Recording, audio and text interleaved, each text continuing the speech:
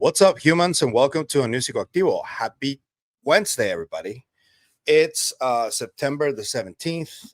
Something happened yesterday that I had to track down for a little bit before I decided to do a video on it because there's a lot of misinformation and disinformation about arguably the most famous UFO crash in history, the one that started it all, Roswell. That one happened on July 8th, 1947. And one of the most famous headlines in history has to be this one. My good friend Toby Martinez works here right now at the Roswell Daily Record. He's a journalist there. And this headline appeared right after the crash happened. And then there were a lot of pivots from both the Roswell Daily Record and other different newspapers talking about something else that wasn't a flying saucer, as this headline presents. So there was a lot that happened afterwards. Right after the incident, President Harry S. Truman signed the National Security Act, which actually established the CIA. It split the U.S. Army from a different branch, which they named the U.S. Air Force, and the National Security Council was also established. This was established to restructure national defense and intelligence. And around this time, the US government also started developing classified emergency powers, such as the Presidential Emergency Action Documents, which later evolved into a broader continuity of government system that has expanded for decades with minimal congressional oversight. And this is the reason for the secrecy. This crash right here is what started it all. Why do I bring it up, you say? Well, let's first see other different headlines and how they pivoted. Right here is the Chicago Daily Tribune. No hunting for flying saucers here Saturday. Idaho's National Guard squadron to scout areas. It happened all over. And then there was like a photo op-ed that included the very famous Jesse Marcell. This is a legendary picture of Marcell posing for pictures with what they alleged at the time was a weather balloon, not a flying saucer. And then in the 90s, what happened was that President Bill Clinton asked about the UFO files, and they came back with another weather balloon explanation, which they called Project Mogul, but they remained on the weather balloon explanation. This was more like a spy balloon, not a weather balloon. But those were the official explanations that persist to this day. And there was a lot that happened during that time. There were many different investigators that talked about this being an actual flying saucer that had a very specific description. This is the description from the witnesses. This is what they allegedly saw. That's the shape. This one actually fits Phil Corso Jr.'s model that he also designed.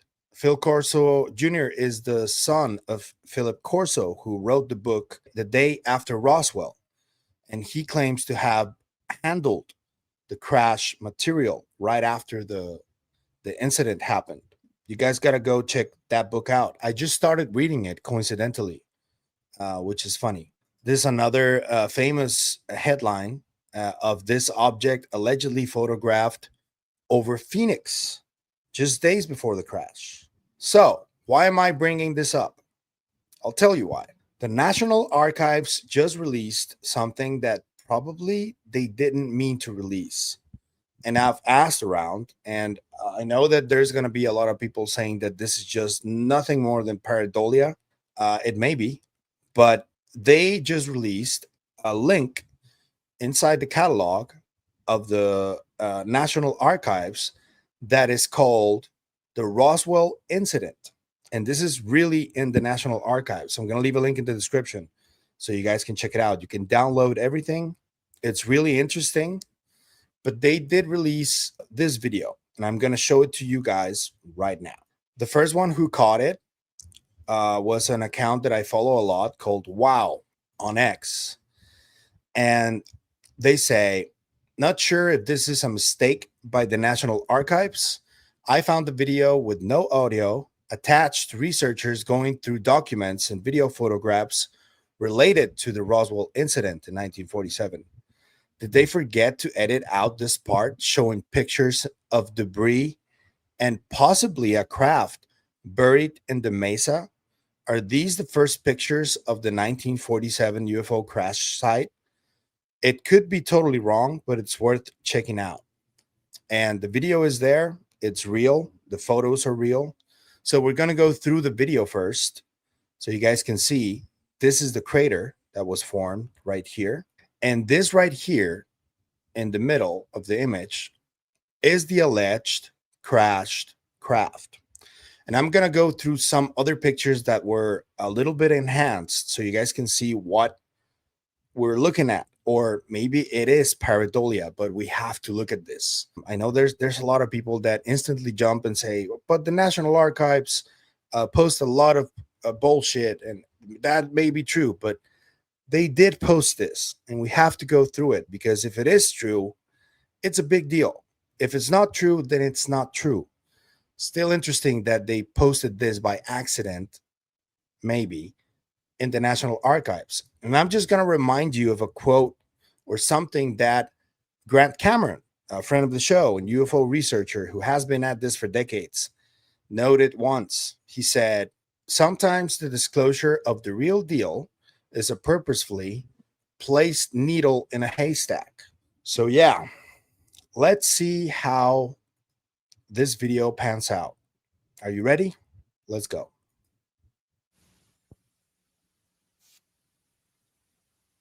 That back sound is the only sound you get. That's like a little close up. These are just pictures, but they are recording the pictures, whoever that is. That seems like something did crash all the way from the upper part of the image all the way to the downside of the image.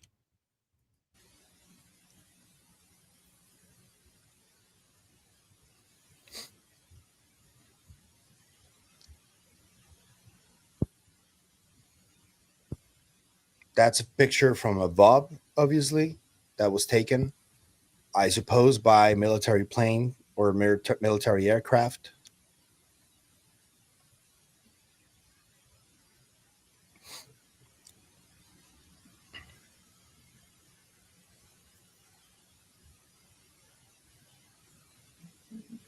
Okay, so we are going to stick with the one picture that I think is the most important and interesting one, which is this one right here.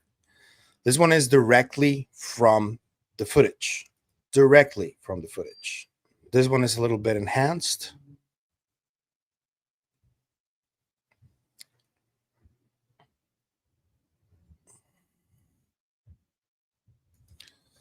This right here that is circled is supposed to be or represent what the debris field is.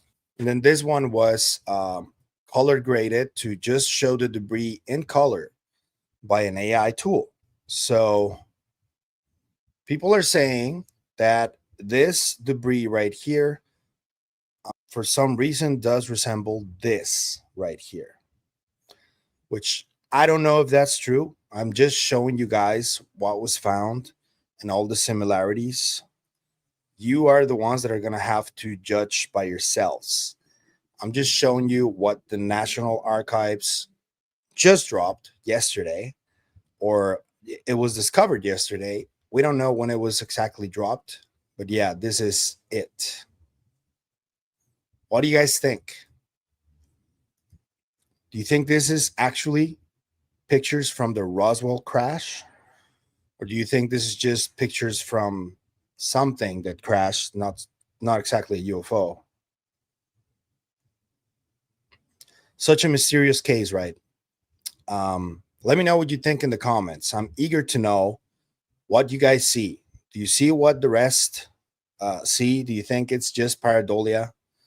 I can't wait to hear what you got to say in the comments. And watch that video. It's a long 24-minute video.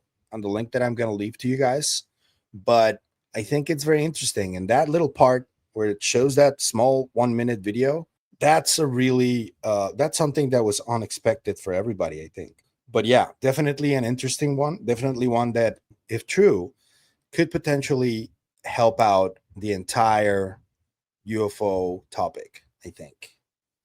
Let me know what you think. If you like the content you see, I'm going to ask you to like, share, comment, subscribe, and hit the bell icon. That's all you need to do in order to help us, and it is what helps us the most, so thank you. But if you want to support us in other ways, there's a few links down there you can choose from. You can become a member on YouTube, or you can support us through KGRA. Anything you choose to do is always appreciated, so thank you. That's it for me today on this video, but I'll see you guys in the next one. And remember, stay curious and inquisitive like Jesse Marcell. Always. Bye.